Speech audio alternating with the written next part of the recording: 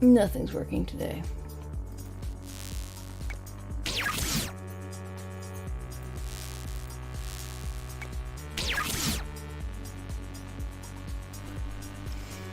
I don't know.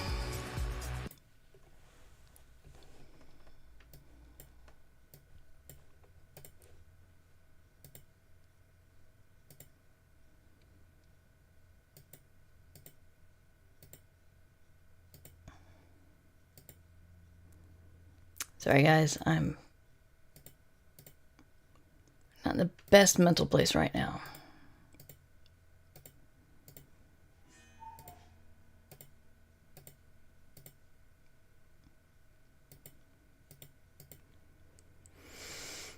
All right.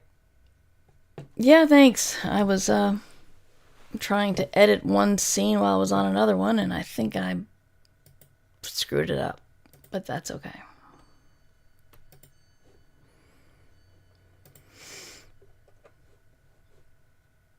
All right, whatever. Right, I was going to make a pretzel and make it stop making noise in my ears. Although it doesn't matter because I could just take this out of my ears and not hear it. Yeah, let's do that. All right. Hi, guys.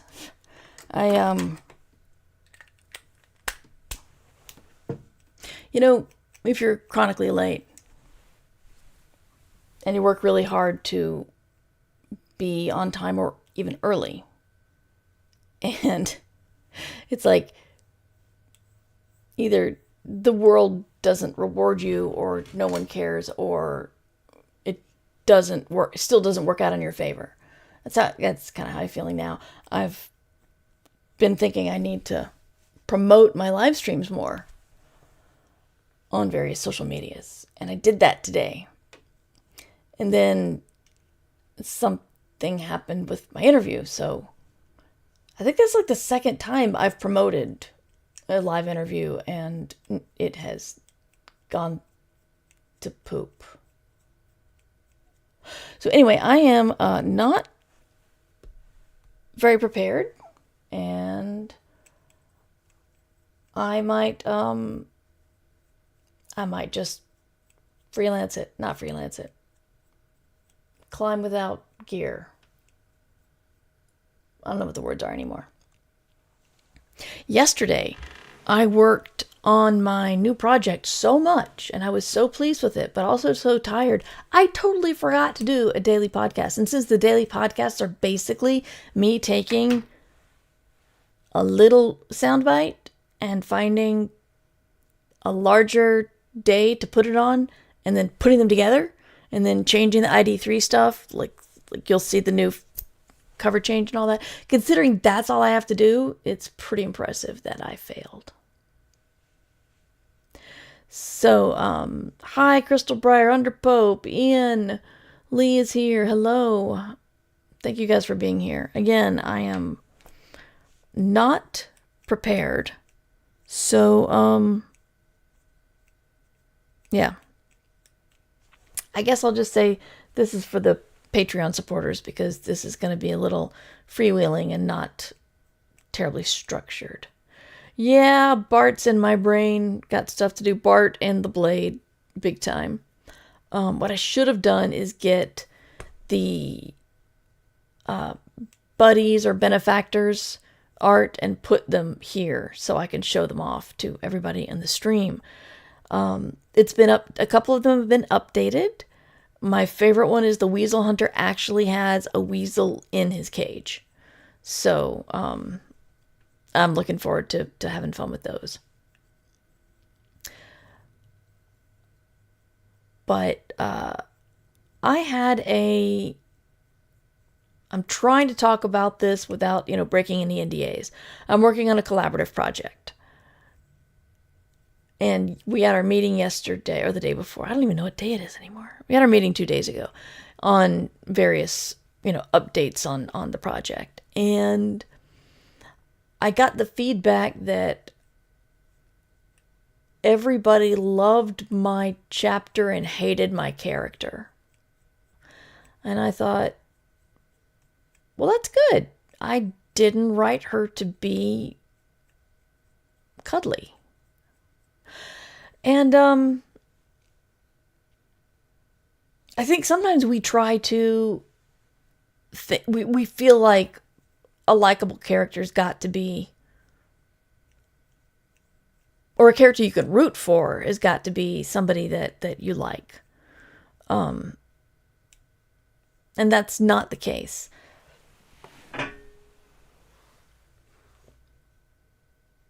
I think Nancy Holder, this is so funny because, somebody gave me a 3-point piece of advice, and I can only ever remember 2 of them. But how to make a character more likable, or at least the hell is the word? People can identify with the person. You can either have them save a cat, which is popular. Sympathetic. Thank you, Firewriter. Sympathetic. No. I said sympathetic. It's just more identifiable. You can identify with this character. You can think, well, this character's like me. And yeah.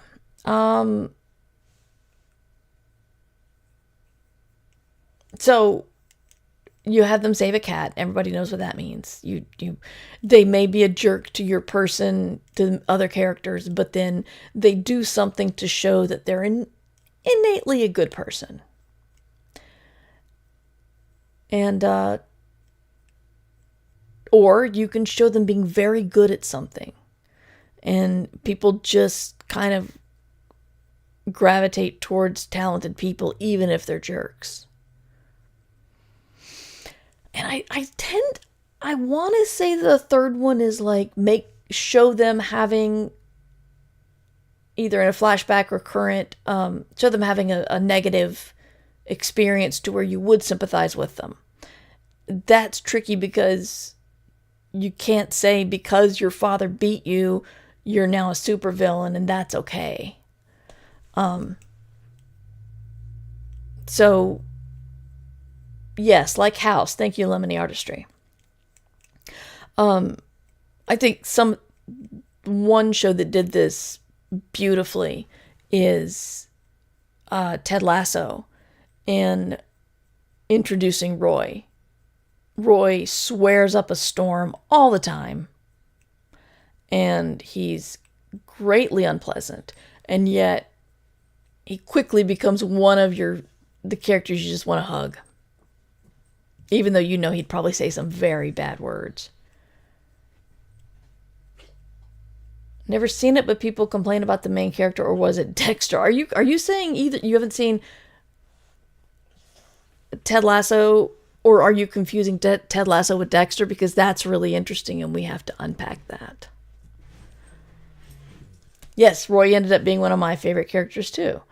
Oh, you never seen House? I got it, Lemony Artistry. Sorry.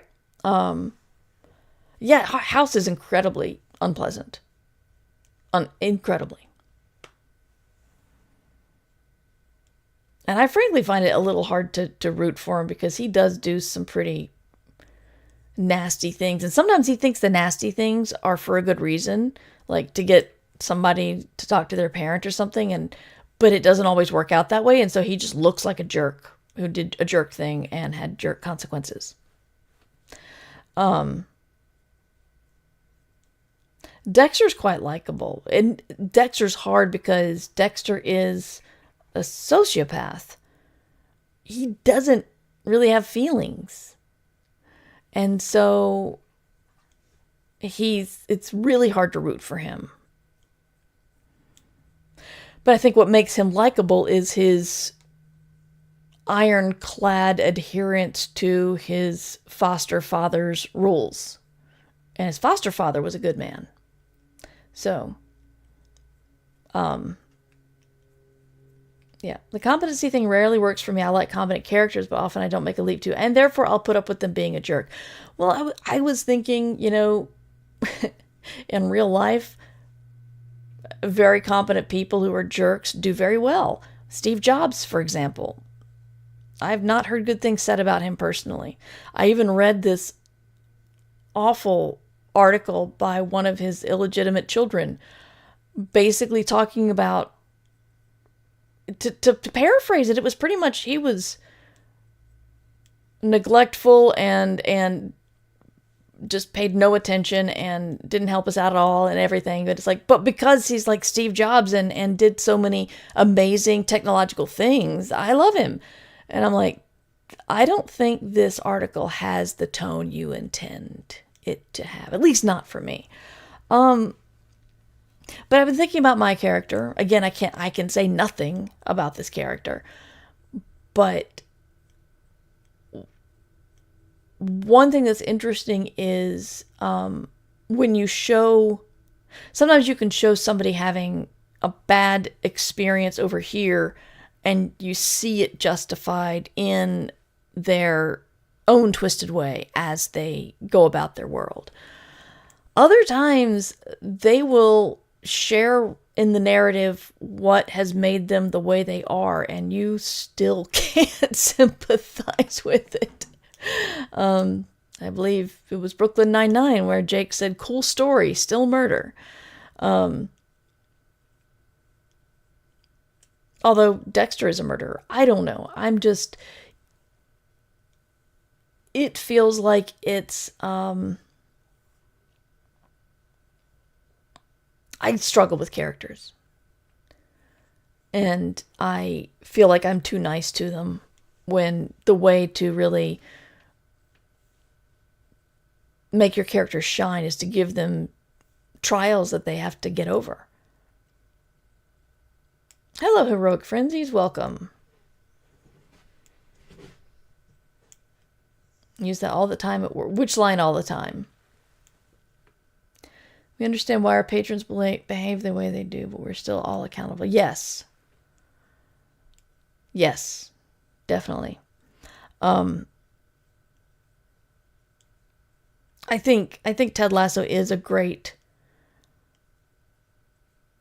way of great character sketches. The fact that Ted gets mistreated in so many different ways by so many different people, and he manages to stay positive and friendly is phenomenal. I mean, you've got the reporter there who's determined to do a hit piece on Ted, and he fails. And, you know, I don't want to spoil it. It's an amazing show if you haven't seen it, but there's somebody who has a very bad secret about him for at least the whole first season, maybe? Oh, Cool Motive, Still Murder. Got it. Yeah, he's there's someone who keeps something from him that's very important. And when they finally confess, he just looks at them and then says, "I forgive you." And while not surprising, because we know that about his character, it's still an alarming thing. But another thing that got me about Ted Lasso was the other characters. But the one I want to think about is Nick, because I am the kind of person that if someone treats me badly, I hate how I feel so much that I never want to treat anyone else like that. Which, you know, is sometimes bad, because when something's not my fault and I actually have a legitimate reason to be angry, I really don't get angry very often, because my first thought is, man, if I did that, I would feel like garbage right now. And so I project onto the people for feeling like garbage. Which is not healthy, I know. But in seeing some of Nick's, as he gets confidence, he also starts to treat some other people badly. And I was just like, he knows what it's like to be treated like this. Why does he do that? And then we see his home life, and his home life is essentially being crapped upon all the time. And I think, well, I learned, I don't want to treat people poorly because I know how I feel when people treat me poorly. The lesson he got was, you have to step on people to get power. And it sucks being the one to step on, but if you want to get ahead, you have to step on someone else. I think that's I haven't seen the final season or the most recent season, but that seemed to be the direction he was going. Water. Do I have water? Nope, I'm out of water. It's not my day, y'all. It's just not.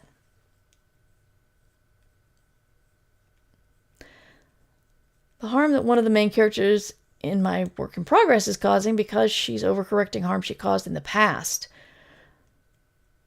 Interesting.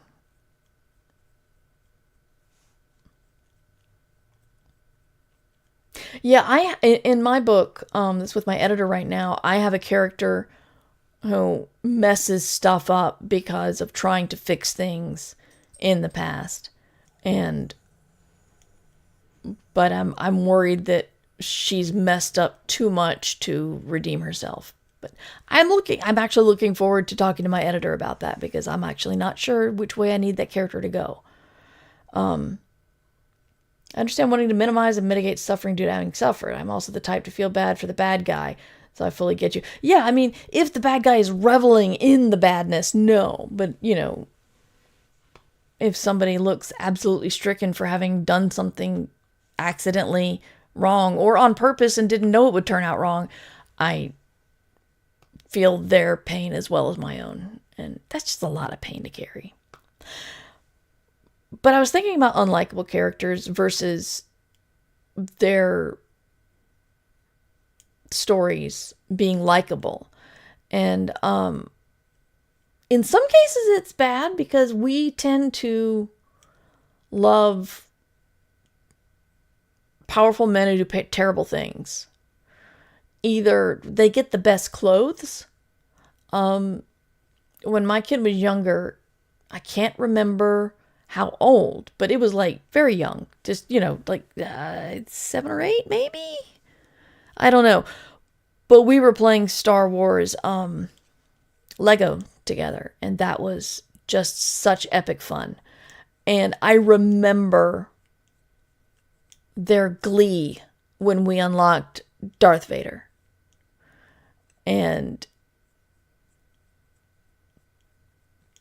I just remembered, there were so many other things we'd unlocked by then, because you don't unlock Vader until you get through his story in episode 5, maybe? I don't know. But people liking, Rick and Morty, people liking Rick a lot when he's written to be a terrible person, and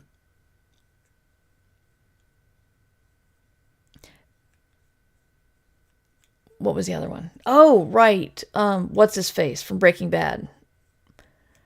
He also is basically turns into a terrible person. And I know it was sexism, but the actress who played his wife got a lot of crap because apparently some sexists can't tell the difference between reality and story.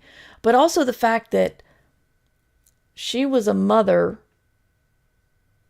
with a special needs kid, pregnant. She thought her husband was dying. And then he turns out to be a massive drug maker. And her reactions to some things seem pretty freaking justifiable to me. And I did not watch the whole thing, but I do know what she was most of what she was doing was trying to keep her family together and shield her children and stuff. The Skylar White effect.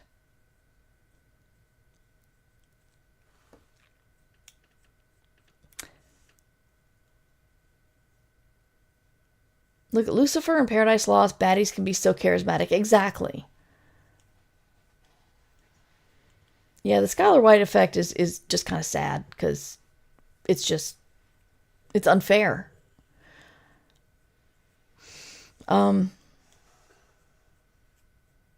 But yeah, so I'm trying to write this character, and I don't know how, if like on an edit, I should make her more sympathetic because people are not liking her, or if I just lean into it, because unlikable characters are great because you can enjoy if they ever get their comeuppance.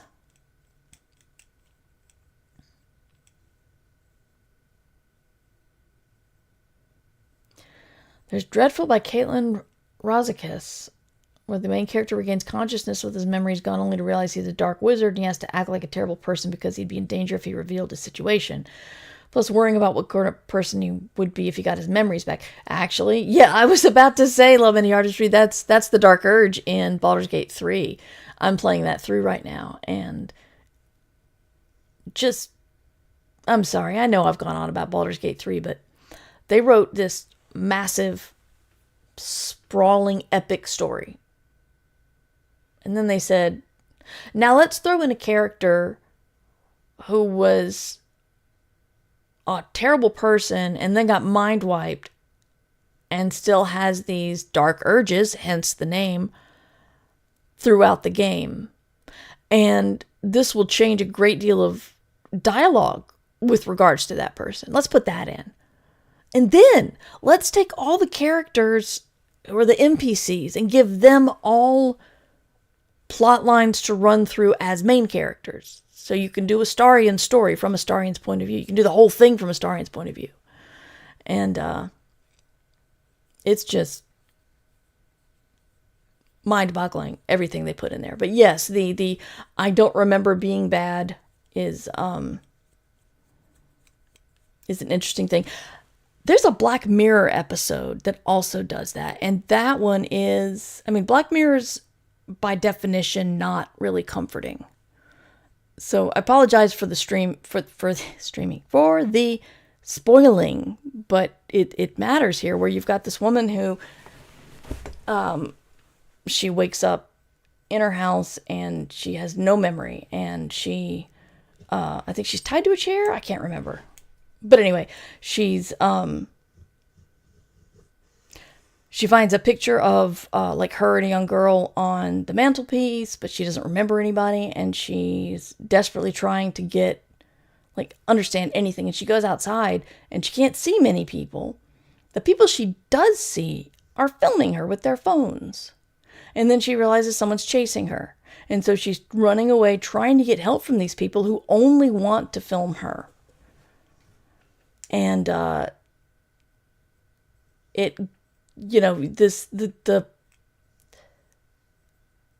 sympathy for this woman builds and builds, because, I mean, it's a terrible situation to be in. And then at the end, you find out that she, I believe she kidnapped a little girl, and the little girl died. I don't remember the details, but, yeah, and this is her punishment, is that she gets mind wiped and then has to run around and be hunted, and like forever. I don't know if it was forever, but still, it was a pretty drastic turn of events.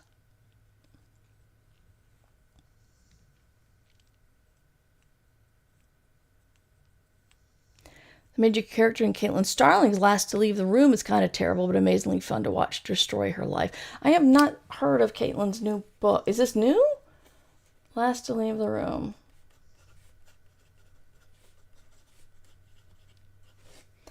Oh wow. Moderator just punched out your caps, didn't they? Sorry. Yeah, so yeah, Baldur's Gate is also interesting character-wise.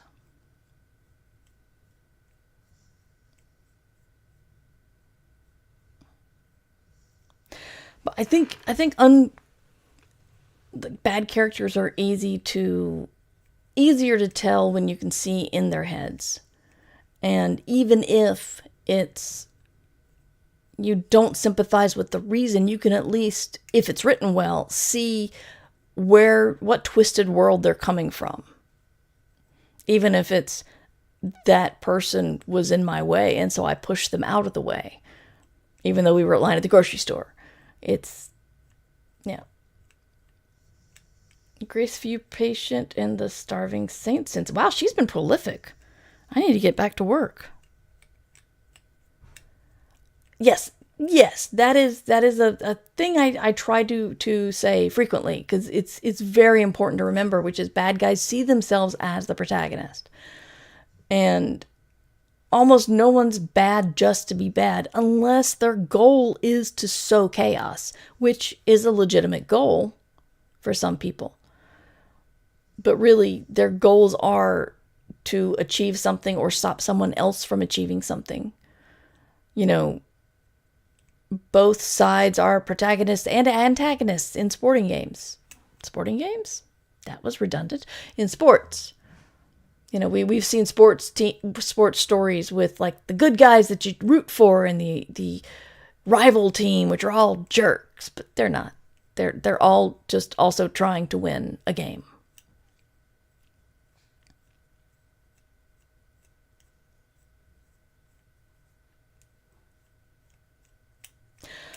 Cat Rambo had a really great list of questions to ask yourself about your characters. A couple of months ago, I just always recommend Kat's Patreon for writers. She's fantastic about the things that I'm sorry, the pronouns are they. The Kat's Patreon is amazing for what they teach and offer people. So I always recommend Cat Rambo's Patreon. Crystal Breyer does love a good redemption arc, which does not mean I always come down on the side of forgiveness, but I like a story that provokes me to think about it. Yeah. I appreciate that stories these days have embraced the fact that the path to healing is different for the person who caused the harm and the person who felt the harm, experienced the harm. So if you are somebody who, if you hurt somebody else and you're really sorry and you feel terrible about it, apologizing is good. Trying to make things better is good, but you're not owed forgiveness. Like, your path is forgiving yourself and telling them, you know, you regret what you did, or you're sorry, you try to make it right, but you're not owed forgiveness. And the person who's been harmed, their path is different towards healing. They may never forgive you, but actually putting that in, like, you know, having someone say, oh, they said they're sorry, why aren't you forgiving them, and why aren't you best friends again? Yeah, our brains and our hearts don't work that way.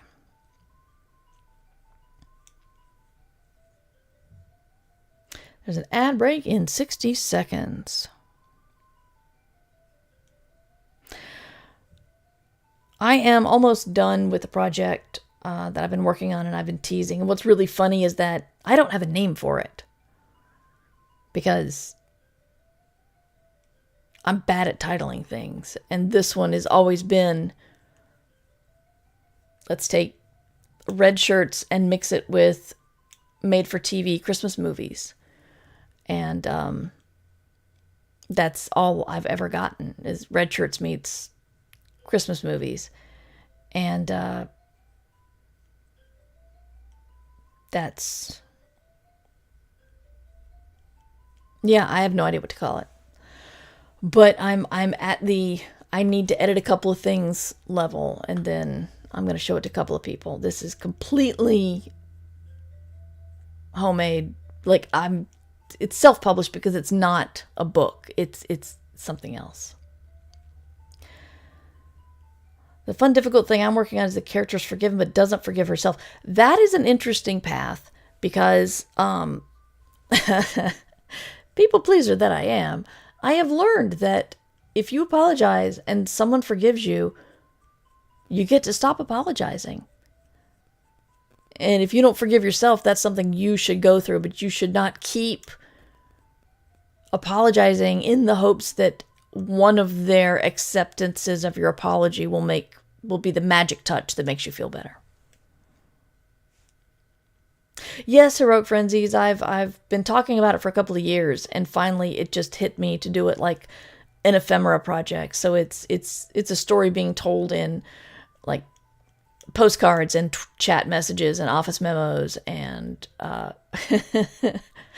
and terrible Christmas movie posters. I'm very proud of my Christmas movie posters. Yeah.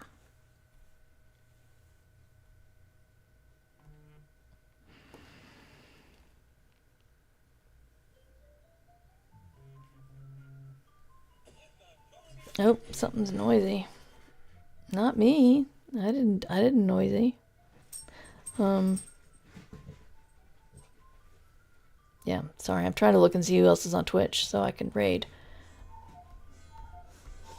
But the phone will not. Predator Badlands commercial. Okay.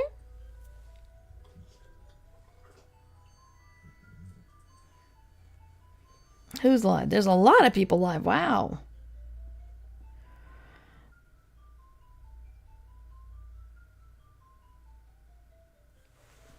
Yeah, I'm sorry about the kind of the mess today. As I said, I prepared something completely different, and that didn't happen. And again, part of me is wondering, like, did I do something wrong? Did I mess something up? I could have. But who knows? I don't know. People pleaser, stop people pleasing. I know. Absolutely. I did just talk about not doing that. I know. But actually, no, this was me promising something and then not delivering. So, give me that, right? Right? I don't know. Anyway, how is NaNoWriMo going? And do you guys have any questions?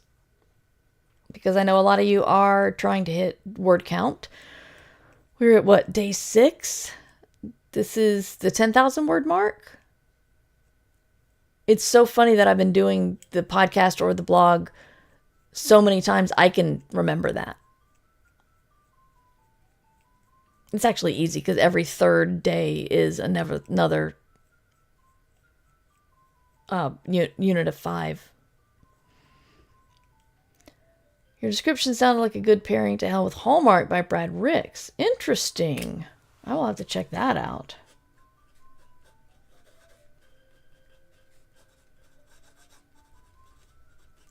Yeah, mine's from the point of view of the people who are tasked with hunting down the bad ex-boyfriends who are there to mistreat their girlfriends so they go fall in love with a lumberjack.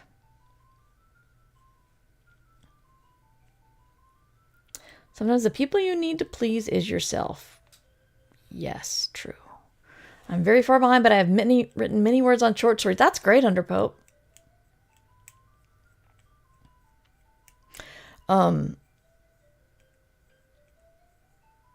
So yeah, my I'm not sure what I'm gonna do once I'm done with that. I think I'm gonna go back to my back to school type homage. Although I don't know if anybody can say homage when referring to a Rodney Dangerfield movie from the 80s? 90s? Hell, I don't know. Fire Rider is sick. That's right. I'm so sorry. Please get better. Don't worry about word count, because the more you push yourself while you're sick, the slower it'll be for you to get better. I want to do Nano this year, but I feel like I'm too late. I wanted to finish my cozy sci-fi novella. It's not too late. Just start. Start now. And if you don't hit 50, you'll still have more words than you would have if you had not started due to NaNoWriMo. Yes, the Devo Kurt Vonnegut movie. Yes. When I saw it, I had no idea who Kurt Vonnegut was, so I didn't get that joke. But it's very funny now. But yes, I'm doing a fantasy take on that. Working very, very slowly on a novel, but no special goal for November. Yeah, I'm starting to feel like if I could just get stuff made. I don't know.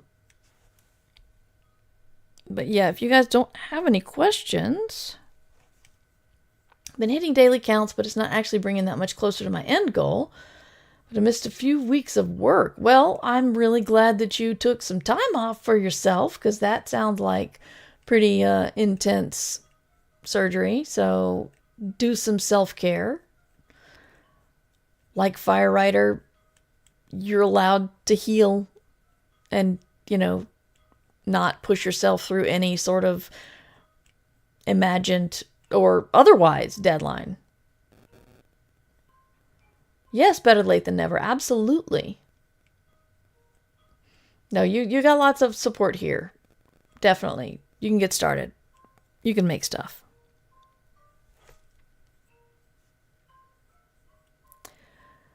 I think I'm going to go because I've got other things to do today. Thank you guys for hanging out with me. Thank you for tolerating my... I don't know. I'm out of it. All that stuff. Sorry, Heroic Frenzies. I hope you're able to get some rest this weekend. And yeah, thank you for the book recommendations too. I'm gonna have to check those out. But I think we're gonna raid into Claire again. Hopefully Claire will not be just about to raid somewhere else, but Claire is doing some co-working if you guys would like to join her. The raid call is #Merraid. Oh, good. Thank you, Crystal Briar. That makes me feel good.